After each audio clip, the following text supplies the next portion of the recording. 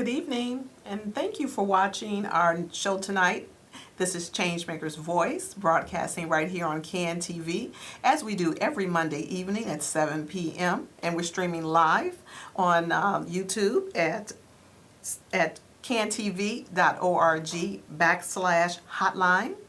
And also, we have a hotline that we'd like you to call. We're listening intently for your call tonight at 312-738-1060.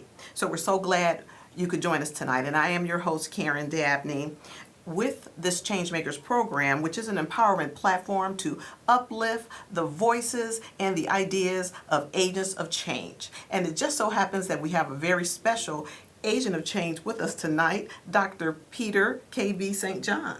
Thank you for having me, Karen. Very nice to have you, Doctor. And so let me give you a little bit of information about Dr. St. John by way of his bio.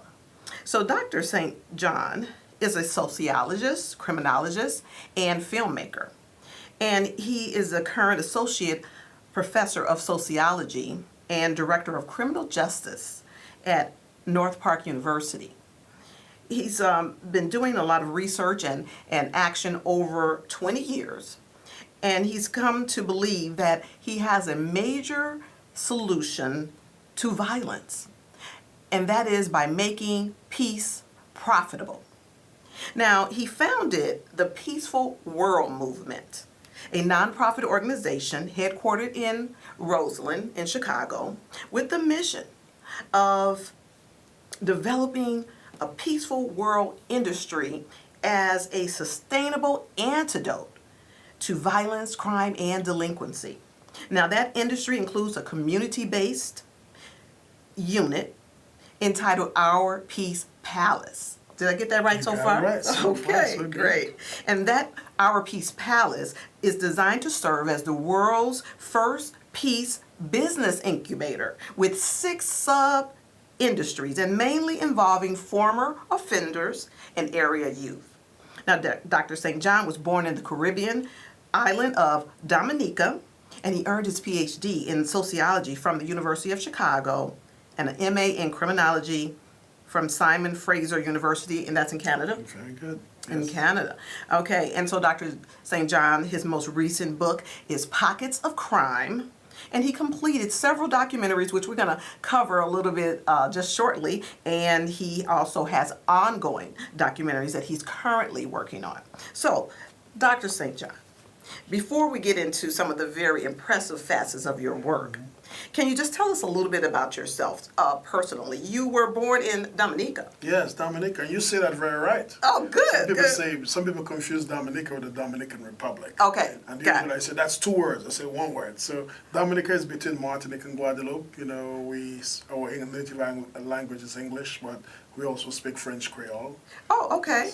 Well, yeah, I wanted you to tell me where it's located and our audience, because we don't hear that name very often. So Yes. if you draw a map for us, just, give us a visual. Where is it located again? I would say it's 15 degrees south of the equator, but I don't think that helps out the whole Oh, lot. Right? okay. But so you can just think right in the middle of the Caribbean. Okay. So you have Jamaica, Cuba up top. Yeah. You have Trinidad down below. Everybody Okay. knows about all the soca. Sure. And you have Barbados somewhere up there. Okay. But if you're right in the middle of the Caribbean, basically right across the middle line, Dominica sits right between 30 miles south of Guadeloupe and 39 miles north of Martinique, right in the middle of the Well, Caribbean. that's helpful. That's Yes. helpful. Even that equator analogy. Just 15 degrees Yeah, south. I can think in terms of the equator. You can think of Okay. that, right. So, did your work for change begin in Dominica? Yes, it did. And Okay. in fact, from the time I was a little boy, my father was a bailiff. He worked in the courts, and I would go Okay. around with him to serve summonses and to serve divorce papers and so on. Oh, sure, sure. He would go to the same place sometimes, oftentimes, and sometimes go to different places. So I Okay. became curious as to why he went to certain places Oh, most of uh-huh. the time for certain issues that related to trouble. So Very that's kind of interesting. thing. That's how I think I kind of grew my imagination about why do certain things happen in I certain see. places more than others. Yes. Okay, well, you know, you have a very rich history, and we only have a short amount of time to cover it. So I'm going to bring you from Dominica into Chicago. How did you get here, and what drove you here? I kind of lost the vote. You know, I'd prefer to stay on the island, but as a 15-year-old, my parents were migrating to come to the United States to join other family members, so I had to go with them. So we went to St. Thomas, Virgin Islands, where I eventually joined the military. I'm a 12-year veteran of the United States Army. Oh. So I joined the National Guard there, served there, also served in New Jersey. In 1988, we moved to New Jersey, where I started college, and I studied in New Jersey, New York, Japan, did my master's in Canada and Chicago. So so basically we left Dominica because that's what my mother wanted to do with the family, and came to the And you US. followed. And I followed. I had no choice. Well, we seem like we're going to benefit from you coming here, because from reading your bio, clearly you have some objectives to make change happen in Chicago. Absolutely. Okay, and of course the world over, because you're still doing some work in Dominica as well. Yes, Okay, yes. so, but just tell us in a few words, what is important to you? Well, for me, my mission in life is to reduce suffering and improve quality of life. Okay. So anything that fits in the realm of reducing suffering and improving quality of life, I work with it. As a criminologist and a sociologist, I find I have kind of a 20-80 formula that I follow. If the problem exists, I put only about 20% of my energy towards talking about the problem, and I try to put about 20% towards solutions. So if I'm somewhere with you for an hour, you know, I try to split it, or if I probably have 5 minutes with you and I spend the first 2 minutes talking about the problem, I want to switch and at least try to put in 3-4 minutes talking about solutions. And I will try to renew that as I go along, because you'll find yourself that you spend so much time talking about problems and not much about solutions. So that's what my mission is, to reduce suffering and improve quality of life. Well, you said that very succinctly, so we're going to drill down a little bit. No problem. Okay, and so, well, what particular, well, you did say your past was following your dad around as a bailiff. So I was going to ask you what particular personal experiences drives your work, or is it from your outlook, your personal outlook? So how would you respond to that? Well, you know, I grew up, I think after I became an adult, I realized that probably I was a little more fortunate than I thought I was when I was growing up. You know, I grew up with my mom and dad in the home, and my father would have family members come stay with us, and we would be feeding other people and things like that, and I'd get mad about it because I wanted to have most of my meat. He had to give it away and stuff like that. But it's afterwards when I grew up and I saw the value and the pride he took and my mother took in helping others, that I really saw the value of helping other people. Sure. And not everybody has a mom and dad in the home, and not everybody has the opportunity for higher education. Not everybody has certain gifts. You know, we have certain gifts, and other people have certain gifts. So there are different situations where I came through my life where I saw people being kicked down, and I would stand up for that. And so I just find myself in situations where I kind of root for the underdog, or I try to do the best I can to help people. If you're behind me, I would like to help you pull you forward. If you're next to me, I would like to help you move forward with me. And if you're ahead of me, I'd like to help you push you forward. So I've just developed that type of tenacity through life, and I get enjoyment out of doing that. Well, here we call that an agent of change. Oh, good. People who uplift others, who empower others. And so that's obviously why we have you on the show today. Yes. And so now, to talk a little bit about your work. Sadly, over the past weekend in Chicago, reportedly there were 43 acts of gun violence. Now, how do these statistics speak to the work that you are doing in the Peaceful World Movement? Because I read a little bit about your Peaceful World Movement, and you know, I think it's a phenomenal objective that you have to bring to Chicago an antidote to violence. Right. So what do those statistics do to your thoughts? Well, what the statistics do is that they remind me of why I try to use the brand of work that I do. Okay. And for me, there's a simple law of physics that energy follows attention. Okay. So anything we focus on, that's more of what we get. Expands. So part of what I do is that I'm not saying that those statistics have to be ignored, but what I say is that sometimes we put so much emphasis on the negative that we do not learn much about how we build. I'll give you an example. Okay. There's a statistic that 25% of African American males, my age, your age, a little bit younger, older, caught up in the criminal justice system. Okay.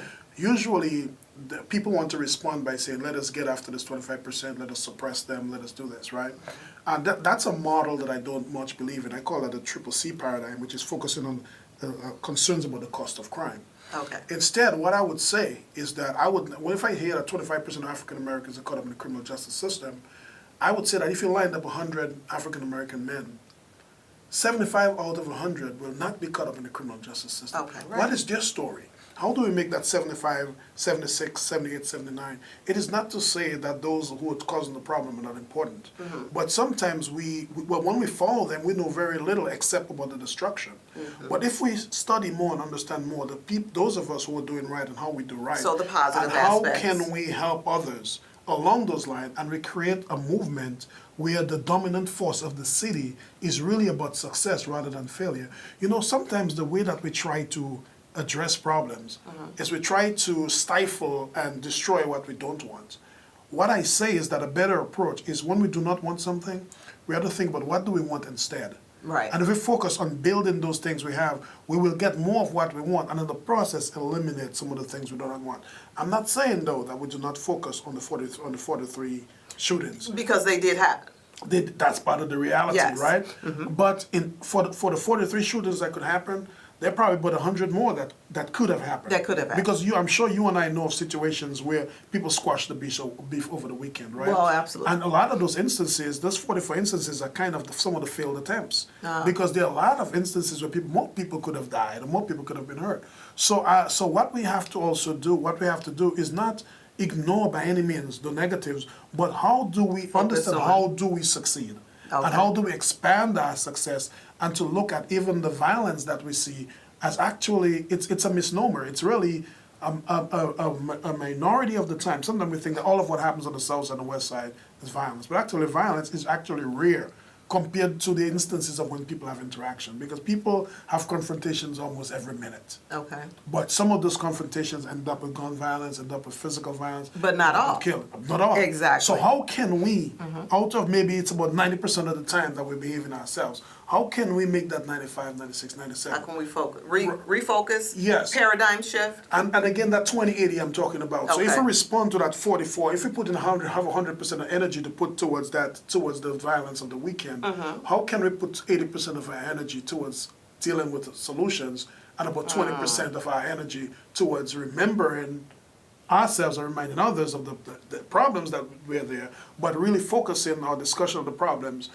calibrated towards finding solutions. Absolutely. Yes. Well, that's the approach that you have decided to take, and it's a worthy approach. I want to pause right just for a second and let everyone know that you are watching Changemakers Voice, and here is our contact information. So here at Changemakers Voice, we are galvanizing agents of change, as we speak about each week, people who are doing things, and we're uplifting the voices of agents of change. And we have a guest here, but you can reach us here at our website, changemakersvoice.com. If you'd like to email us at changemakersvoice@gmail.com and ask us any questions about our guest and his work, then you can get more information by emailing us. Or you can also reach us at DreamStreet Theater Company, which Changemakers Voice is a DreamStreet Theater Company program. And so we're going to leave that there just in case anyone, our audience, wants to get in touch. You have that, and we'll bring it up again so you can write it down. And we also want to remind our audience to please call in. Dr. St. John, as you hear, he has some phenomenal work that is an antidote, as he calls it, to violence. And some of the things that he says makes perfect sense because we are a community, Chicago. There's many, many good things about Chicago, and then the gun violence just happens to be an aspect. So it is not who we are. We are much more than that, and I think your work is to promote the more than that. And so you have the work that you're doing in the Peaceful World Movement, and you have something called tell us about that incubator you have. Yes, I believe that a major solution to violence is to make peace profitable. Okay. That's because Now violence, restate that, make peace profitable. Yes. Okay. Because just think about it, right? In 2010 in the United States alone, the cost of homicides were $42 billion a year. Okay. Chicago, we have $2.5 billion a year that is spent on responses to violence. And for every one homicide, about 70 people that migrate the neighborhoods where this that migrate those neighborhoods of the city. Okay. And violence has become crazy, sexy, cool, if you will. It has become big industry. If you just talk about people in prison for the commissaries, the cost of the commissaries, the police overtime. If you talk on Wall Street and wars, that's huge money. Yeah. So we know the Bible tells us, we know that, I know as a veteran of the United States Army, if there's a war going on with fighter pilots and stuff, you can't just come with your mouth and say, stop fighting. I mean, I hate to use metaphors for violence, for peace, but the point of the matter is that unless so much of the issues that relate to violence is relevant to money and making a living and income, an industry. Okay. That unless we take on violence at the level where it is an industry. Okay. It's big business. Unless we make peace big business, make peace profitable, because a lot of the men and women we talk to that are involved in those issues of violence, oftentimes involving criminal entrepreneurship. I mean, those that sell drugs, those that rob, a form of those that entrepreneurship. prostitute, but they use the guns and they use violence to protect their business. They're not just killing people just to kill people. Of course, people have disagreements with each other, and in the absence of using better techniques to deal with violence, we end up killing people, right?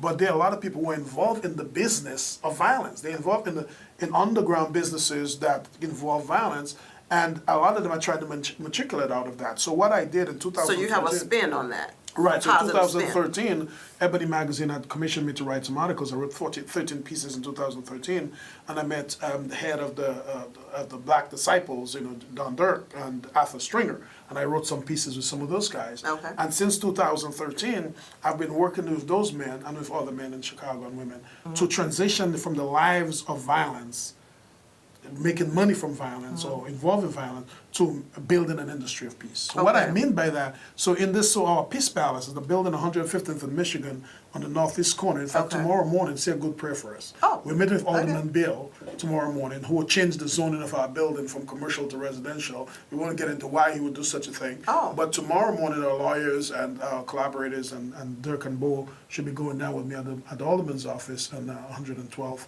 to... Really, we want to make that building that sits on the corner the world's first peace business incubator. Basically, what we mean is that we want to help young people develop businesses that produce products and services to improve the quality of life of the workers, the patrons, the neighbors, and the community. I'll give an example. One of the industries is tourism. We get billions of dollars a year here in tourism. Of course. How much of it do you think goes to the south side and the west side? Very, very Good question. small. We can do tours we call Peace in the Hood tours, because there's violence in the hood, but there's not peace in the hood. Yeah. We want to have a soul food restaurant, so when people come out there, and those men, veterans, ex-offenders, and returning citizens, persons in the community who really need that work, will be those who primarily work in that area. A t-shirt business, fashion design, literacy and education, because I'm a university professor. We have students who can do service learning there to help build industry where the end product of what we produce is the enjoyment of peaceful living. Very good. So that's in a nutshell. That's the Peace Palace. That's what our Peace Palace is, a business incubator. Okay, and it serves former offenders, and is that right? Well, yes, the building, we are in the process of renovating the building. There's a lot of work, right? So we're in the process of renovating, but the idea is that the men and women on the ground that are most involved in the industry of violence, we want to employ them in this industry of peace. By using the creative means to be able to earn legitimate means, but not just a little job, but building a career out of a certain type of profession. A future. Yes, ma'am. That's what we're trying. Absolutely. Well, how does one then open a discussion to become involved with the Peace Palace? Well, we have our website, CHIPACE.net. You probably heard of Chirac, the movie. Of course. Before Spike Lee came on board. In fact, my wife, when I met with Spike Lee, my wife's a physician at Metro South. You should probably get her on sometime. She's an excellent primary physician that is she's from the South Chicago, and a wonderful Dr. Zarine St. Jean. So she and I met with him, and we at an event when he was here promoting Chirac, and I said, Spike, man, join us on this side Peace, because we're talking about building an industry for peace. Well, we don't have the money to be able to do that, so hopefully he'll join us sometime. But the whole idea is that if one goes to the website, CHIPACE.net, they will see the things that we talk about, the industry that we're building, get to know about our building. They will see some of the talks that I've made about the movie Shy Piece, which is a documentary we're doing. Okay. They'll see a piece of the TED Talk and so on that I'm doing that's relevant to our Peace Palace. Very good. As well. Very good. Well, you know what? Obviously, you have a lot of things, irons in the fire, a lot of things that you're working on. So we're going to actually be wrapping up our show pretty shortly. But before we do that, I do want to talk about some of the documentaries that you have worked on. And so you're a filmmaker. So yes, I'm a documentary. Now, how did that happen? How did you become interested in filmmaking? I've published a couple books, and I am an ethnographer, so I study life as it happens. Okay. So I sometimes record. So I decided to get some classical training with film because I can tell you what I saw, but if I'm able to show you what I saw, it can be sometimes more convincing. Absolutely. So just in the process, and you know, I think I mentioned I'm a producer here at Ken TV. Yes, Well, I'm yes. so happy for our new building. That's my first time here. Yeah. So thank you for getting me into our new building. You're welcome. And so what I do in making film, it gives people an opportunity to tell their story in ways where I don't have to speak for them. Right, I can let them right. speak for themselves. Okay, and so you then put your ideas into some documentaries, right? Yes, so if you went on YouTube and just put in my name, Dr. Peter KB St. Jean, Okay. you'll see my YouTube channel and you'll see the different films I'm working Yeah. on. One of them is Lessons from Homicides, the Buffalo Story, which we are doing the 10-year follow-up in New York. Oh, that's a very touching film about people who lost the trails that left behind when people murder people. Oh, wow. Peaceful Dominica Prospects and Concern, the whole idea that I brought, I'm using it now in Chicago, but the whole idea of making Dominica a peaceful nature isle, and Shy Peace, which is really talking about developing a peace industry in Chicago. Now, the Shy Piece, is that something you're currently filming? Yes, we are currently working on it. The documentaries take time. Yes. Because things happen as they Right. happen. And you do it in sequences or exactly. segments. So yes. Okay. So we are going a year and a half in shooting. Hopefully in another year and a half, hopefully we can bring it to screen. Okay. If we get sponsorship and so on, we can Sure. do a little bit better. But Okay. we can't rush it either. Well, no. Good work can never be rushed. Okay. So what are your plans after the documentary is completed? Are you going to tour that film? Well, we'll continue to do workshops with it because we've been doing workshops in the community, what I call Peace Intelligence workshop. Peace Intelligence. Yes. I'm also becoming, in the fall, I'm carded to be the next chair of the sociology department at very North good. Park University. Okay. So I'm continuing working with the community members and dealing with people do anger management, but I do peace management. Peace So I management. do peace management workshops, working with the young people on the south side, and then eventually some on the west side as well. and other Now, parts what of are they Chicago. learning in peace workshops? Well, what they learn is that oftentimes when you get angry and you just get out and rage, people say you can manage your anger. Right. But what I say is that you can manage your peace. Ah. So what I do, I introduce people to their peace, and I teach them how to protect their peace and how not to let people overtake them to take away their peace. Well, that sounds You know, interesting. so they learn a lot about themselves, the things that make them happy, mad, sad, and glad. They learn the difference between thinking, emotions. You know, I have a Emotional more- intelligence? the emotional intelligence, peace intelligence. So, we understand how information affects thinking, how thinking affect action, how action affect reaction. Yes. So when we are out of balance, then we can figure out should we work on our thinking, our emotions, and so on, so we can kind of create more of a balance and how to be a leader of peace in our Wow. situation. I think all men should be leaders. If men think they're leaders of anything, they should be leaders of peace in their Leaders home. of I peace. think all women should be leaders of peace in their home. All children should be leaders of peace in their home. So I teach them how to be leaders of peace in their own lives Yeah. and in communication with others. Well, this is very important, really, because you don't find people necessarily going the route that you're speaking about. And as you said, it's usually it's anger management, but now you have a antidote to violence and an antidote to anger as well. Yeah, because why would you want to manage something you don't want? You know what I mean? Just some people, when I work with them in workshops, when I teach anger management for people who teach them but they would not, I just substitute for them. Just the word anger on the book gets them angry. Oh, wow. I mean- well, power of suggestion. Yeah, exactly. So I know peace management, we can just flow forward. Yes. Yes. Okay, flow forward. I like that. So, well, we are going to be out of time shortly, but I do want to encourage our viewers to and our listeners to call in, even in the last few seconds, to encourage us. So I want to ask you, Dr. St. John, what inspires you and what encourages you? Since you're doing all this work and you're moving ahead, how do you get your inspiration, or from whom do you get your I inspiration? have a wonderful wife from South Side Chicago, Okay. Dr. Zaren St. Jean. I am a Christian man. I have four children, lovely Oh. children, my son and three wonderful daughters, a little 7-year-old, a 12-year-old, a 19-year-old, and just the ability to know that if something happens to me, that there are people who have benefited beyond the people I've reached out in my circles, and to know that I live for my family unit, and to see every day the love that I can receive and give to them. That's what really keeps me going. Oh, that's great. Yes. Well, a shout out to your family. Yeah, thank you. And all. And so, do you have any encouraging words for agents of change who are doing impactful work like yourself? You understand that there's a struggle out there. Your Yes. approach is a very positive one, and there are others who are working on very important work. You have any closing remarks just to inspire and encourage other agents of change? Absolutely. What I'll say to you is remember that there's a simple law of physics that energy follows attention.